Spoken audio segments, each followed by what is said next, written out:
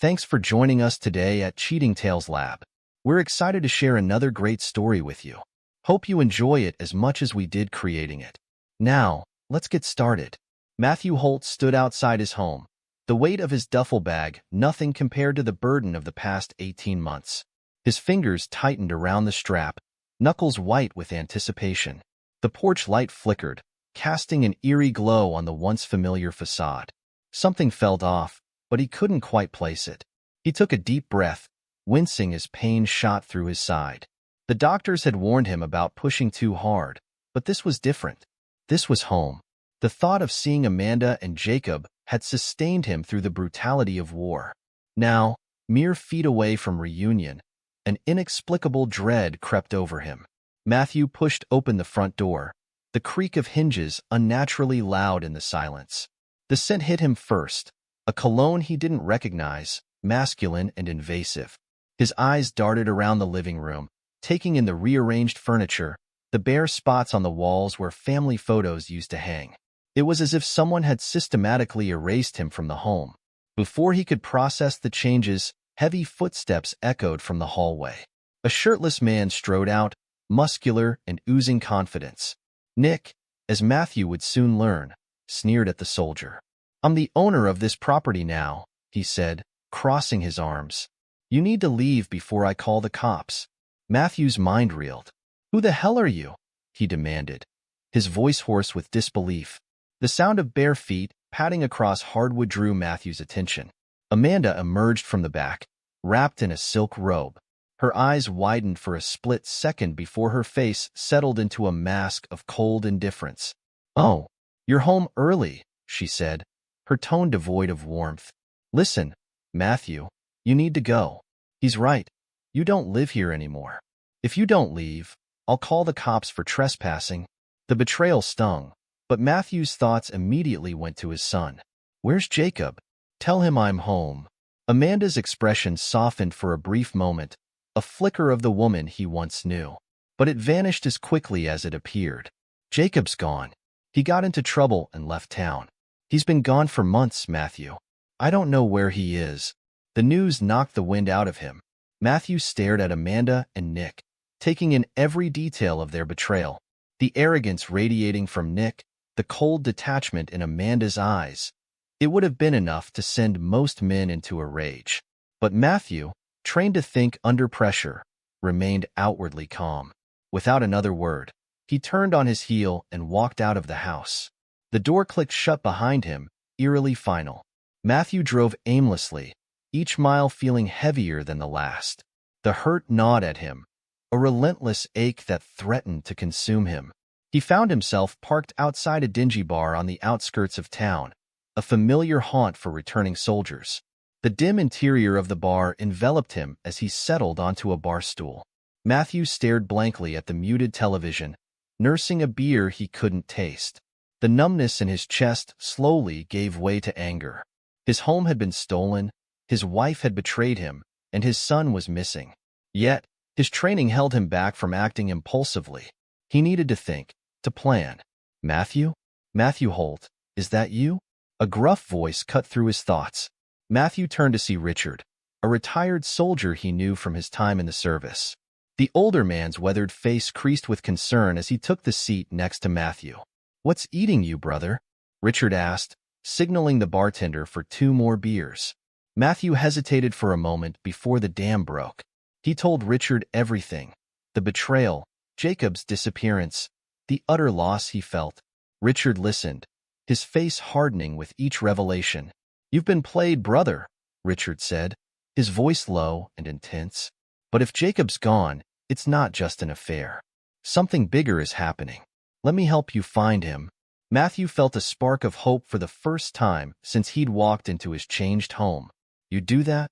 Richard nodded, his eyes glinting with determination. "Of course. We take care of our own. But listen, before you can deal with Amanda and that bastard Nick, you need to make sure Jacob is safe. The disappearance of your son is a puzzle, and we're going to find the pieces." As Richard laid out a plan, Matthew realized he had a new mission. Richard would investigate Jacob's whereabouts while Matthew focused on regaining control of his life. The anger still simmered beneath the surface, but now it had direction. "Remember," Richard said, clasping Matthew's shoulder, "Amanda and Nick have underestimated you. Now you have to play the long game. You've survived war zones, Matthew. You'll survive this." Matthew nodded, his jaw set with renewed determination. He had a purpose now, a battle to fight. And this time, he wouldn't be caught off guard. The next morning, Matthew returned to the house, his face a mask of calm. This time, he wasn't coming back as the broken man they had expected. He was there to reclaim what was his. Nick answered the door again, his smirk faltering slightly at Matthew's composed demeanor. "What's the matter? Didn't hear us the first time? I'm the owner now." Matthew's voice was quiet, dripping with menace. "You've got until tonight to leave. You don't want me to come back." Amanda appeared behind Nick, her tactics shifting. She attempted to sound reasonable, offering a deal. "Let's not make this messy, Matt. We can split things amicably. You can take some cash and we can move on." But Matthew's steely eyes told her everything she needed to know. There would be no negotiation. "This is my house," Matthew said, his tone brooking no argument. "You've got until sundown to pack up and leave. After that, there won't be any talking. I'll come for what's mine." The coldness in his voice shook Amanda, but she quickly masked her fear behind fake bravado. Matthew turned and walked away, leaving them to stew in the ultimatum he'd delivered. He met Richard at a nearby cafe, the older man already armed with valuable information. "I've got some leads on Jacob," Richard said, his voice low. "It's not good, Matthew. The kid got caught up with a local gang. Dangerous crew that lured him in while you were deployed." Matthew's fists clenched under the table. "How? Why?" Richard's face darkened. "That's the kicker. Seems Amanda's been using your savings to finance her new life with Nick. Jacob, he was forced to turn to alternative means." The betrayal ran even deeper than Matthew had imagined. He now had two battles to fight: reclaim his son and defeat Amanda and Nick. As he absorbed the information, Matthew's resolve hardened. He'd faced worse odds in combat. This was just another war, and he intended to win. The sun dipped below the horizon, painting the sky in hues of orange and purple. Matthew Holt stood across the street from his house, watching as darkness crept over the neighborhood. His jaw clenched, muscles taut with anticipation. The time for warnings had passed. He crossed the street with purposeful strides, each step bringing him closer to the confrontation he knew was inevitable. Amanda and Nick had arrogantly ignored his ultimatum, believing perhaps that his earlier calm demeanor was a sign of weakness. They were about to learn how wrong they were. Matthew didn't bother knocking. He turned the doorknob, finding it unlocked. As he stepped inside, the scent of unfamiliar cologne assaulted his nostrils once again. Nick's scent. It made his stomach turn. Nick's voice rang out from the living room, cocky and challenging. "Well, look who's back. The washed-up soldier boy." Matthew followed the sound, his footsteps echoing in the hallway. He found Nick lounging on the couch, feet propped up on the coffee table. The man's arrogance was palpable, rolling off him in waves as he smirked up at Matthew. "You're not getting anything, old man," Nick sneered, rising to his feet. He squared his shoulders, attempting to use his muscular frame to intimidate Matthew. "You're washed up. This isn't your home anymore. Why don't you just crawl back to whatever hole you came from?" But Matthew, hardened by combat and steeled by betrayal, showed no fear. His eyes, cold and calculating, never left Nick's face. In that moment, Nick saw something change in Matthew's expression, a flicker of danger that made him hesitate. That split second of hesitation was all Matthew needed. His move was swift and brutal. Before Nick could react, Matthew's fist connected with his jaw, a single calculated blow fueled by months of pent-up rage and betrayal. The crack of bone meeting bone echoed through the room. Nick crumpled to the ground, his eyes wide with shock and pain. Blood trickled from the corner of his mouth as he struggled to comprehend what had just happened. The cocky facade shattered, revealing the coward beneath. A scream pierced the air. Amanda stood in the doorway, her face a mask of horror as she took in the scene before her. Her eyes darted between Matthew, standing tall and unflinching, and Nick, sprawled on the floor, groaning in pain. "What have you done?" she shrieked, fumbling for her phone. "I'm calling the police. You can't just come in here, Anne." But Matthew was already one step ahead. With eerie calm, he reached into his jacket and pulled out a thick folder. "Go ahead, Amanda," he said, his voice low and steady. "Call them. I'm sure they'd be very interested in the contents of this folder." Amanda's hand, clutching her phone, froze mid-air. What is that?" Matthew's lips curled into a cold smile. "Evidence. Every shred of your financial mismanagement. Every penny you funneled to your boy toy here. Every action that would destroy your credibility in court." He paused, letting the weight of his words sink in. "Oh, and let's not forget the part where your neglect drove our son into the arms of a dangerous gang." The color drained from Amanda's face. Her phone slipped from her grasp, clattering to the floor. You can't just take everything," she pleaded, her voice shaking. But Matthew wasn't interested in her tears or her pleas. He had given her a chance to leave peacefully, and she had squandered it. Now, she and Nick would face the consequences of their actions. "You've made your bed," he said coldly, his voice devoid of any emotion. "Now lie in it." He turned his back on them, walking towards the door.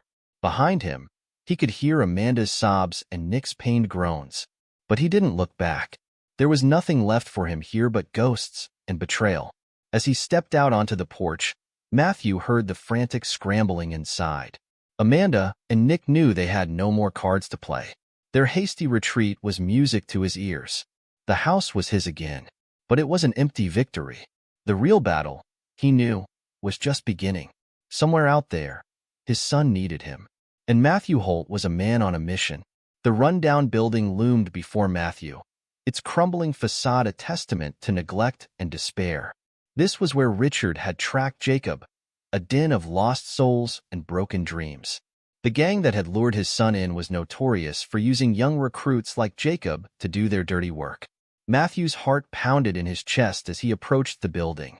Every instinct honed by years of military service screamed danger, but the father in him pushed forward. His son was in there, and nothing would stop him from bringing Jacob home. The interior of the building was a maze of dark corridors and boarded-up rooms. The stench of mold and something far worse assaulted Matthew's nostrils as he navigated the darkness. Muffled voices and the occasional scurrying of rats were his only companions.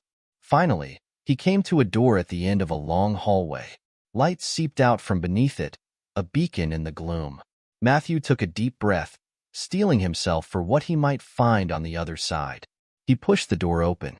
The room was small and dimly lit by a single bare bulb hanging from the ceiling. And there, huddled in the corner, was Jacob. Matthew's breath caught in his throat. His son looked so different from the boy he remembered. Jacob was thinner, gaunt from months of stress and fear. Dark circles rimmed his eyes, speaking of sleepless nights and constant worry. Jacob's head snapped up at the sound of the door opening. His eyes widened, a mix of shame and relief washing over his face as he recognized his father. "Dad," Jacob whispered, his voice cracking. It was clear he had been living in fear, convinced that his mistakes had cost him his family. Matthew crossed the room in 2 quick strides, dropping to his knees beside his son. He wanted nothing more than to wrap Jacob in his arms, to shield him from the world that had been so cruel. But he held back, sensing the fragility of the moment. "I'm here, son," Matthew said softly. "I'm here to take you home." Jacob's eyes filled with tears. I didn't know what else to do," he said, his voice barely above a whisper. "After you left, Mom, and then this guy, Nick." Matthew's jaw clenched at the mention of Nick's name, but he kept his voice steady. "It's okay, Jacob. You can tell me everything." And so, in that dingy room that reeked of desperation, Jacob poured out his story. He told Matthew how the gang had approached him, offering friendship and a sense of belonging when his world was falling apart. How they had used Amanda's neglect and the family's financial ruin as leverage, slowly drawing him deeper into their web. "I tried to leave," Jacob said, his voice cracking. "But they said they'd kill me if I ever tried to get out. I didn't know what else to do, Dad. I'm so sorry." Matthew's heart broke for his son. The boy had been carrying this burden alone for so long, believing he had no one to turn to. In that moment, Matthew's resolve hardened. He wasn't just fighting for himself anymore. He was fighting for his son's future. "Listen to me, Jacob," Matthew said, his voice firm but gentle. "None of this is your fault. We're going to get you out of this mess, no matter what it takes. You hear me? We're in this together now." Jacob looked up at his father, hope dawning in his eyes for the first time in months. "Really? You? You don't hate me?" Matthew pulled his son into a fierce embrace. "I could never hate you, Jacob. You're my son. We're family. And family sticks together, no matter what." As he held his son, Matthew's mind was already racing, formulating a plan. He knew they couldn't rely on the police to handle things quickly. The gang's influence in the area ran too deep. No, this was something he would have to take care of himself. His military training would come in handy once again. But this time, the battlefield was his own town. The enemy wasn't some faceless adversary in a foreign land, but a group of thugs who had dared to prey on his son. Matthew Holt had faced down terrorists and warlords. He had survived firefights and ambushes. Now, he would use every skill at his disposal to dismantle this gang and ensure his son's safety. As they left the rundown building, Jacob leaning heavily on his father for support, Matthew's eyes scanned the shadows. He knew the gang wouldn't let Jacob go easily, but they had no idea what they were up against. A soldier, a father, a man with nothing left to lose and everything to fight for. The war had come home, and Matthew Holt was ready for battle. The alleyway was shrouded in darkness, the feeble light from a single street lamp barely penetrating the gloom. Matthew and Richard stood in the shadows, their bodies tense with anticipation. The trap was set. Now, they waited. Jacob had been the bait, reluctantly agreeing to contact the gang and arrange a meeting. The gang, thinking Jacob was coming to settle his debt, had no idea they were walking into an ambush. Richard glanced at Matthew, noting the cold determination in his friend's eyes. "You sure about this?" he whispered. "It's not too late to call in some backup." Matthew shook his head. "We do this ourselves. The minute we involve anyone else, we risk the gang slipping away. This ends tonight." The sound of approaching footsteps silenced their conversation. Matthew's hand instinctively went to the small of his back, where his service pistol was concealed. He hoped he wouldn't need to use it, but he was prepared for any eventuality. For men rounded the corner, their swagger betraying their overconfidence. The leader, a heavily tattooed man with a shaved head, sneered as he spotted Jacob standing alone in the pool of light from the street lamp. Well, look who decided to show up," the leader said, his voice dripping with malice. "Thought you could run from us, did you, Jake? Time to pay up, boy." Jacob's eyes darted nervously to the shadows where his father waited. The gang leader followed his gaze, his brow furrowing in confusion. That moment of confusion was all Matthew needed. He and Richard burst from the shadows, moving with the practiced precision of seasoned soldiers. Before the gang members could react, Matthew had the leader pinned against the wall, his forearm pressed against the man's throat. Richard moved with equal speed, disarming the other gang members before they could draw their weapons. Years of military training had honed their skills to a razor's edge, and the gang was woefully unprepared for the onslaught. "Listen carefully," Matthew growled, his face inches from the leader's. "Your little operation is over. You're going to leave my son alone. You're going to leave this neighborhood alone. If I ever hear of you or your boys coming near Jacob again, what happens next will make this look like a picnic. Understood?" The leader's eyes bulged, a mixture of fear and fury in his gaze. He tried to speak, but Matthew's arm against his throat made it impossible. Matthew eased the pressure slightly, allowing the man to gasp for air. "I said, do you understand? You can't do this," the leader wheezed. "You have no idea who you're messing with. We've got connections." Matthew's laugh was cold and humorless. "Connections? Let me tell you about connections." He nodded to Richard, who produced a thick envelope from his jacket. "In this envelope," Matthew continued, "is every shred of evidence of your criminal activities. Drug deals, extortion, recruitment of minors. It's all here. My friend here has some very interesting contacts in law enforcement. One word from us, and this envelope lands on the desk of every federal agency you can think of. The color drained from the gang leader's face as the reality of his situation sank in. His eyes darted to his companions, but they were equally subdued, Richard keeping them in check with a steely gaze. "So here's how this is going to work," Matthew said, his voice low and menacing. "You're going to walk away. You're going to forget you ever knew Jacob. You're going to find a new neighborhood to terrorize, preferably one far, far away from here. Because if I ever see you or your boys around here again, I won't be so nice." He released his hold on the leader, stepping back. The man rubbed his throat, coughing and gasping for air. "This isn't over," the leader sputtered, but the threat in his voice rang hollow. Matthew's eyes narrowed. "Oh, I think it is.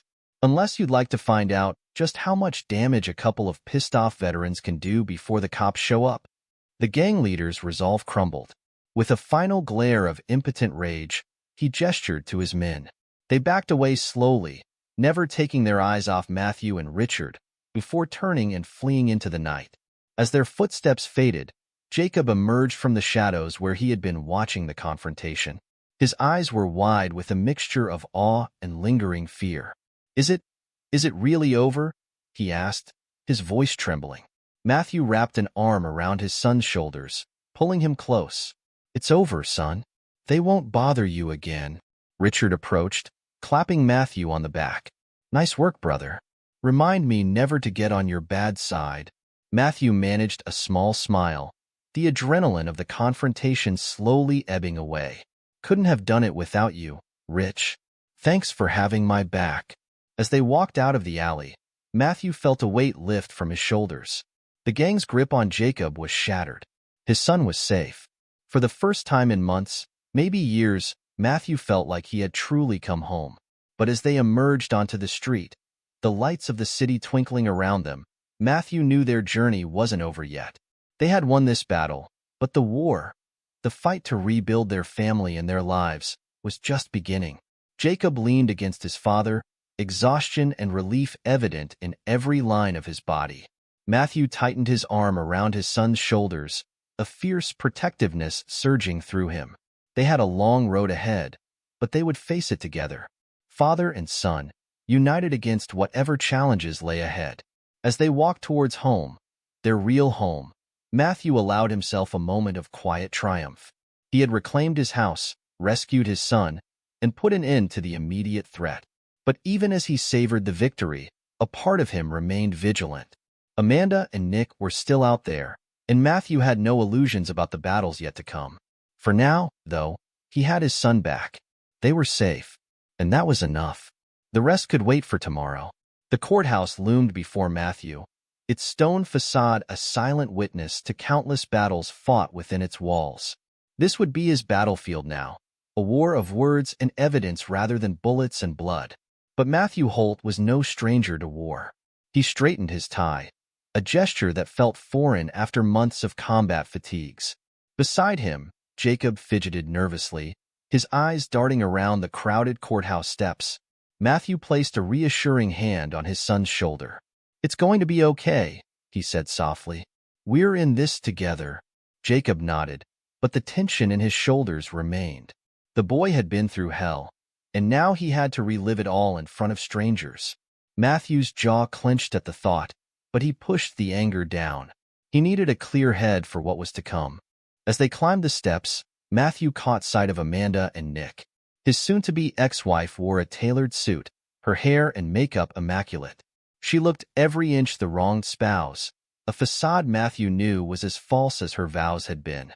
Nick stood slightly behind her, his cocky smirk noticeably absent. The bruise on his jaw had faded, but the memory of Matthew's fist connecting with it was still fresh for both men. Amanda's eyes met Matthew's for a moment, and he saw a flicker of something, fear, regret, before her mask of indifference slipped back into place. She whispered something to her lawyer, a weasel-faced man in an expensive suit, before disappearing into the courthouse. Inside, the courtroom buzzed with low conversation. Matthew recognized a few faces, neighbors, old friends, even some of Jacob's teachers. Word had spread fast about the Holt family drama, and it seemed the whole town had turned out to watch the spectacle. As the judge entered and the proceedings began, Matthew steeled himself for the battle ahead. Amanda's lawyer wasted no time in painting Matthew as the villain of the piece. "Your Honor," the lawyer began, his voice dripping with false sincerity, "my client, Mrs. Holt, has suffered greatly at the hands of her husband, a man who abandoned his family for months on end, who returned from war a changed man, unstable and prone to violence." Matthew's own lawyer, a sharp-eyed woman named Sarah, had warned him about this tactic. They were trying to use his service against him, to twist his sacrifice into something sinister. He kept his face impassive, even as his blood boiled. "We seek half of all marital assets," Amanda's lawyer continued, "including the family home and Mr. Holt's military pension. Furthermore, we believe Mr. Holt to be an unfit father, his prolonged absences and recent violent behavior making him a danger to young Jacob." At this, Jacob stiffened beside Matthew. The boy opened his mouth to protest, but Matthew gently squeezed his arm, silently urging him to stay quiet. Their time would come. As Amanda's lawyer droned on, weaving a tapestry of lies and half-truths, Matthew's mind raced. He thought of the long nights in the desert, of the brothers he'd lost, of the wounds both visible and hidden that he carried. He'd endured all of it, pushed through the pain and the fear, sustained by the thought of coming home to his family. And this was how Amanda repaid that sacrifice? But even as anger threatened to overwhelm him, Matthew remembered his training. Stay calm under fire. Assess the situation. Plan your counterattack. When it was finally their turn, Sarah stood, her posture radiating confidence. "Your Honor," she began, her voice clear and strong. "The picture painted by the opposition is not just false. It's an insult to every man and woman who has ever served this country." She pulled out a thick folder, the same one Matthew had used to confront Amanda and Nick in their home. "I have here documented evidence of Mrs. Holt's infidelity, her gross financial mismanagement, and her neglect of her son while Mr. Holt was serving overseas." As Sarah laid out their case, Matthew watched the judge's face. The older man's expression remained neutral, but Matthew caught a slight narrowing of his eyes as particularly damning pieces of evidence were presented. "Furthermore," Sarah continued, "we have testimony from Jacob Holt himself about the circumstances that led him to fall in with a local gang. Circumstances directly resulting from Mrs. Holt's neglect and her prioritization of her affair over her son's well-being." At this, all eyes in the courtroom turned to Jacob. The boy shrunk under the scrutiny, but Matthew gave him an encouraging nod. Jacob took a deep breath and stood, his voice shaky at first but growing stronger as he spoke. "My mom. She wasn't there," Jacob said, his words cutting through the hushed courtroom. "When Dad was gone, she was always out with Nick. There was never any food in the house, never any money for school stuff. The gang, they said they could help me out, give me a family. I didn't know what else to do." Matthew's heart broke for his son, even as pride swelled in his chest at Jacob's bravery. He risked a glance at Amanda and saw her composed facade crumbling, tears welling in her eyes. Whether they were genuine or just another performance, Matthew couldn't tell. As Jacob sat down, Sarah delivered her closing argument. "Your Honor, Matthew Holt is not just a decorated soldier. He's a dedicated father who has moved heaven and earth to rescue his son from a dangerous situation. A situation created by Mrs. Holt's selfish actions. We ask the court to recognize Mr. Holt's rights as a father and his contributions to this marriage, and to rule accordingly." With that, the first day of the trial came to a close. As they left the courthouse, Matthew felt a mix of exhaustion and cautious optimism. The battle was far from over, but they had landed the first significant blow. "You did good in there, son," Matthew said to Jacob as they walked to the car. "I'm proud of you." Jacob managed a small smile, some of the tension leaving his shoulders. "Thanks, Dad. Do you think we're going to win?" Matthew looked back at the courthouse, his expression determined. "I don't know, Jacob, but I promise you this, I'm not giving up. Not on you, not on our home, not on anything. We're going to fight this to the end." As they drove home, Matthew's mind was already racing, planning their next move. Amanda and Nick had shown their hand, and now he knew exactly what he was up against. The war wasn't over, But Matthew Holt had never lost a battle he couldn't afford to lose. And he sure as hell wasn't going to start now. The trial dragged on, each day bringing new revelations and bitter confrontations. But as the proceedings continued in the courtroom, a different kind of battle was being waged outside its walls. Nick, desperate to salvage what he could from the wreckage of his life, had embarked on a vicious smear campaign against Matthew. Whispers and rumors spread through the town like wildfire, painting Matthew as an unstable, abusive monster. "I heard he came back from the war all messed up in the head," one neighbor confided to another over their fence. Amanda was terrified of him. "That's why she had to leave." "Poor woman," the other neighbor clucked sympathetically. "And that boy of theirs, no wonder he fell in with a bad crowd. Probably trying to escape his father's rages." The lies gained traction, fueled by the town's appetite for gossip and Nick's relentless campaign. Matthew found himself on the receiving end of suspicious glances and hushed conversations that stopped abruptly when he entered a room. But Matthew remained calm, a skill honed through years of high-pressure situations. He knew the truth would prevail, but he couldn't sit idly by while his reputation was dragged through the mud. With quiet determination, Matthew began to gather statements from those who knew him best. Former colleagues from his unit, neighbors who had known the family for years, even Jacob's teachers, all willing to testify to Matthew's character and dedication as a father. Sergeant Mike Donovan, Matthew's former commanding officer, wrote a particularly powerful statement. "I've known Matthew Holt for over a decade, in peacetime and in war. He's one of the finest men I've ever had the privilege of serving with. The idea that he would ever raise a hand to his family is not just false, it's offensive to everything Matthew stands for." As these statements began to circulate, the tide of public opinion slowly started to turn. People began to question the narrative Nick had spun, to see the desperation behind his actions. Meanwhile, in the courtroom, Amanda was growing increasingly frantic. The evidence against her was mounting, and she could feel control of the situation slipping away. In a moment of panic-driven desperation, she made a critical mistake. Late one night, Amanda approached Mrs. Jensen, Jacob's former math teacher and a key witness for Matthew's side. The two women met in a dimly lit parking lot, Amanda's eyes darting nervously as she pressed an envelope into Mrs. Jensen's hands. "I know Matthew's asked you to testify," Amanda said, her voice barely above a whisper. "But I'm begging you, please don't. This is for your trouble.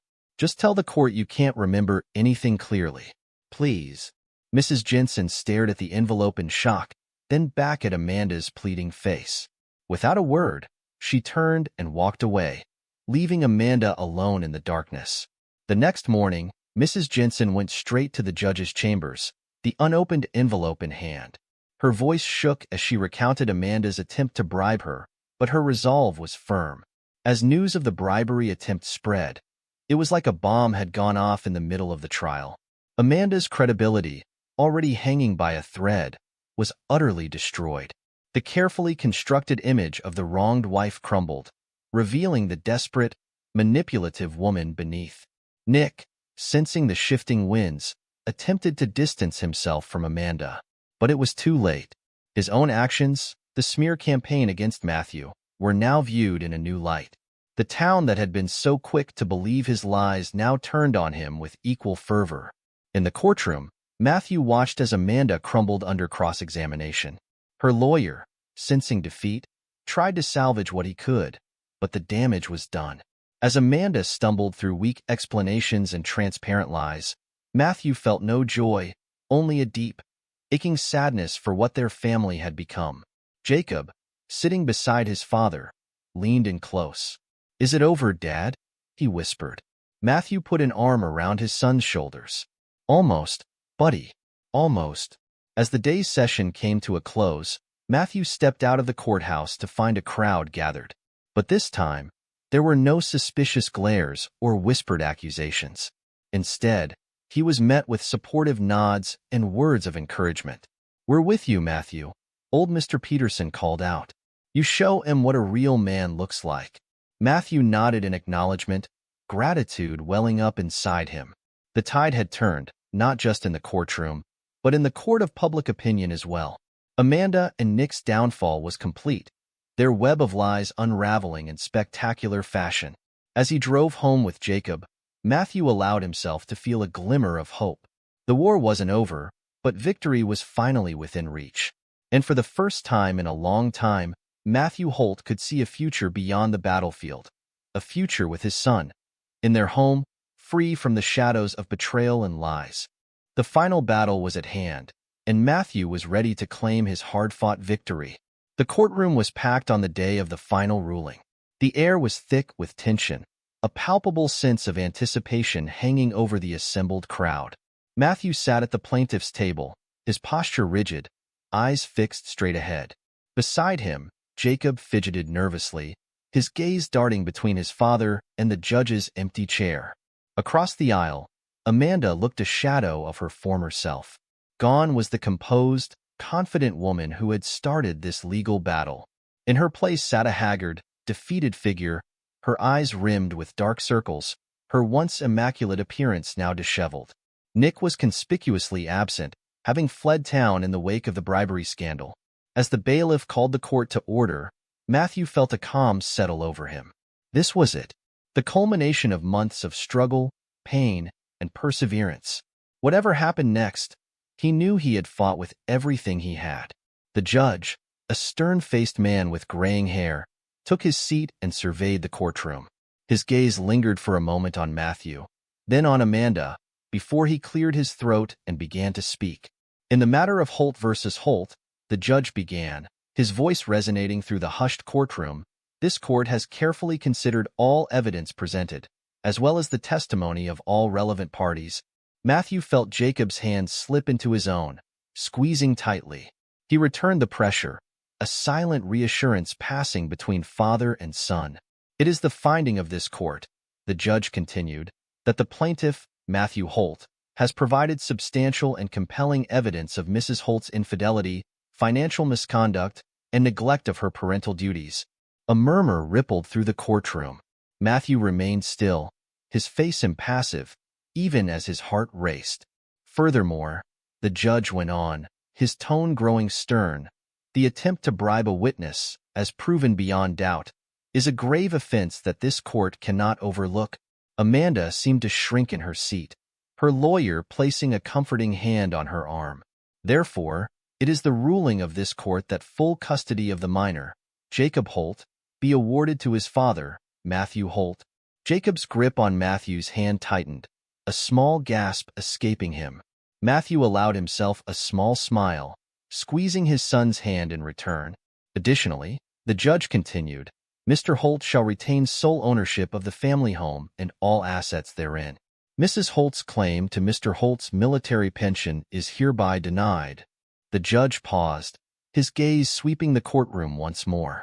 This court also recommends that the district attorney's office review the evidence of Mrs. Holt's financial misconduct and the attempted bribery of a witness for potential criminal charges. A shocked silence fell over the courtroom, broken only by a choked sob from Amanda. Matthew felt no joy at her distress, only a profound relief that justice had been served. This court is adjourned, the judge concluded, bringing down his gavel with a resounding crack. The courtroom erupted into a buzz of conversation. Matthew stood slowly, turning to embrace Jacob. It's over, son, he said softly. We did it. As they made their way out of the courtroom, Matthew caught sight of Amanda being led away by her lawyer. For a brief moment, their eyes met. In that instant, Matthew saw the full weight of her actions crash down upon her. The arrogance, the betrayal, the desperate attempts to cling to a life built on lies. It had all come to nothing. Amanda's eyes filled with tears as she was ushered out a side door, disappearing from Matthew's life just as suddenly as she had upended it. Outside the courthouse, a small crowd had gathered. News of the verdict had spread quickly. As Matthew and Jacob emerged, they were met with a round of applause and words of congratulation. You did it, Matthew, old Mrs. Peterson called out, her weathered face beaming. You showed him what a real hero looks like. Matthew nodded in acknowledgement, gratitude welling up inside him. These were the people who had stood by him, who had seen through the lies and stood for the truth. Their support had meant more than they could ever know. As the crowd dispersed, Matthew and Jacob made their way to the car. The future stretched out before them, no longer shadowed by uncertainty and betrayal. "What now, Dad?" Jacob asked as they pulled away from the courthouse. Matthew glanced at his son, seeing not the scared, gaunt boy he had rescued from the gang, but a young man beginning to come into his own. "Now," he said with a smile, "we go home." The drive was quiet, both father and son lost in their own thoughts. As they pulled up to the house, their house, now and forever, Matthew felt a profound sense of peace settle over him. They climbed the porch steps together, Matthew's hand resting on Jacob's shoulder. For a moment, they simply stood there, taking in the sight of their home, the place they had fought so hard to reclaim. "You know," Matthew said softly, "when I was over there, in the war, this is what kept me going. The thought of coming home to you, to our family. It didn't turn out quite the way I imagined, but—" He trailed off, emotion threatening to overwhelm him. Jacob looked up at his father, understanding in his eyes. "But we're here now," he finished. "Together." Matthew nodded, swallowing hard. "Together," he agreed. As they stepped inside, closing the door on the outside world, Matthew Holt knew that the war was finally, truly over. Not just the one he had fought overseas, but the one he had been fighting since his return. He had reclaimed his home, his son, and his life. The battles had been hard-fought, but the victory was sweet. In the days that followed, Matthew and Jacob fell into a new rhythm. They repainted the walls, rearranged the furniture, erasing the last traces of Amanda and Nick's presence. It was a process of healing, of reclaiming their space and making it truly theirs again. One evening, as they sat on the porch watching the sunset, Jacob turned to his father. "Dad," he said hesitantly, Are you happy?" Matthew considered the question, looking out over the neighborhood he had once feared lost to him. He thought of the struggles they had overcome, the bonds they had forged and strengthened. He thought of the future stretching out before them, full of possibility. "Yeah, son," he said finally, a smile spreading across his face. "I am. We've got each other. We've got our home. That's all I need to be happy." Jacob nodded, a matching smile on his face. "Me too, Dad. Me too." As the last rays of sunlight faded from the sky, Matthew Holt knew that while scars remained, they had emerged stronger. The war was over, and they had won. Not just the battle, but their lives back. And that, he realized, was the greatest victory of all. This is where our story comes to an end. Share your thoughts in the comment section. Thanks for your time. If you enjoy the story, please subscribe to this channel. Click on the video you see on the screen, and I will see you there.